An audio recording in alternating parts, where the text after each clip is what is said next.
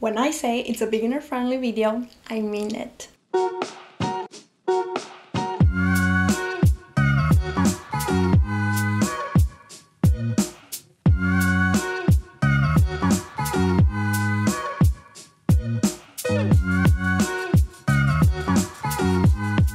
That day I saw this CECILIE BAHNSEN dress and immediately I got an idea. I should do a beginner-friendly sewing tutorial inspired by this dress. I mean, look at it. It doesn't have the back, it doesn't have the zip. It's kind of loose-fitting, which means the pattern just doesn't need to be quite precise. In fact, I did the entire dress without any patterns. So imagine that. We don't need to do pattern draped. We don't need to add a zip. What a wonderful beginner-friendly tutorial. So if you just start sewing and you're kind of tired just shortening your skirt or cropping your t-shirt and you want to do something beautiful, chic, looks complicated but in fact super easy, this video is for you. To do this dress, I prepared a piece of fabric like so. It doesn't have to be any certain size, but you have to make sure it covers the front and the side. And I leave the back completely open. If you feel it's a bit too revealing, you can always add some centimeter for your liking.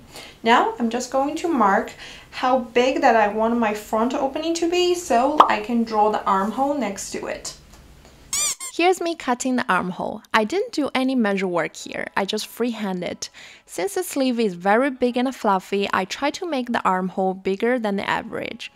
And here I didn't cut all the way to the edge, I left some space for connecting with the sleeve later. Then I fold the fabric in half and cut a symmetrical shape on the other side. This is the first time in my life I cut the pattern directly on the fabric, which is a kind of a challenge for me. I was praying that the dress doesn't go too far from how I pictured, but don't worry, I can tell you now it came out just perfect. After I have the shape of the top, I cut another identical piece in lining fabric. Then place them right sides together and do straight stitch all around, but leave armholes and the bottom edge open.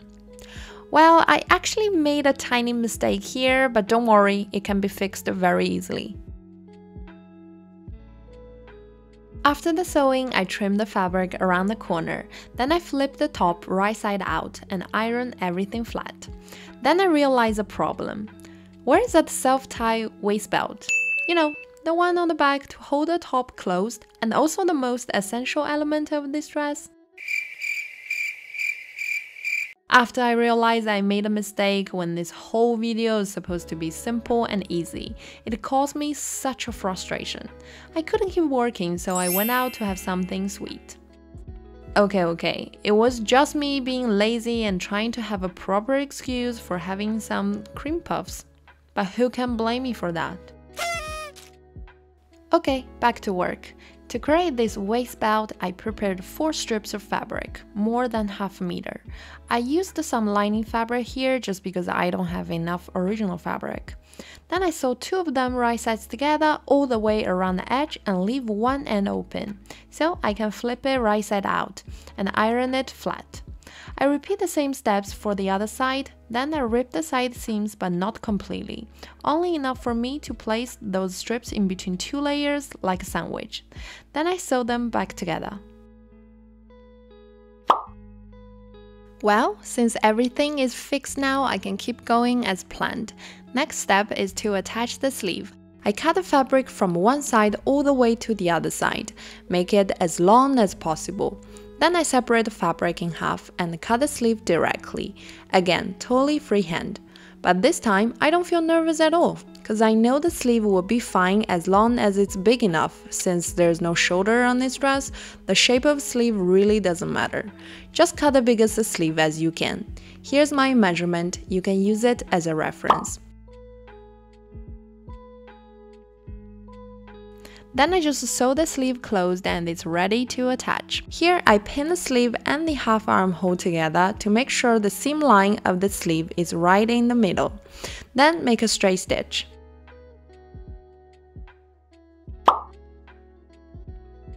Now, after I attach the sleeve, I need to do the gathering effect around the sleeve cap to make it poofy like the image. Basically, I'm doing 2 parallel lines of straight stitch, so later I can pull the threads for gathering the fabric. Keep gathering until you feel it's a proper length for your body. Make sure both sides are equal, otherwise it's gonna look weird. After you're done with gathering, you should have something like this. For covering this gathered edge, I prepared a strip of fabric 8 cm wide like this. Then I just pin it all the way around the edge and do a straight stitch. After that, I just flip it over and fold it in half. Here's kind of important, I did a top stitch right on the seam line that I just created. So in this way, this top stitch will not be visible. I think it's very neat. For the connecting point, I just did some hand stitch to secure it. After you're done with everything, you should have a clean finish like so. It's kind of like making a belt, but this time instead of making belt for skirt, you're just making a belt for the sleeve. I hand sewed 2 thin straps on the back, so when I wear it, I can tie a knot to prevent the dress from slipping off my shoulder. Now I'm done with this top and I absolutely love it. But I'm going to pin 2 darts right under my chest to make it fit me a little bit better. I'm doing it with a needle. Be careful, do not poke yourself. Okay. So like this, we'll have a bit of a volume on the side and it kind of, looks better. And for sleeve, I was planning to add elastic here, but now I kind of like this fluffy effect, so I'm just going to leave it like this. But if you want a more of a daily look, you can totally add elastic. I think it would be super cute. Then I sew the darts closed.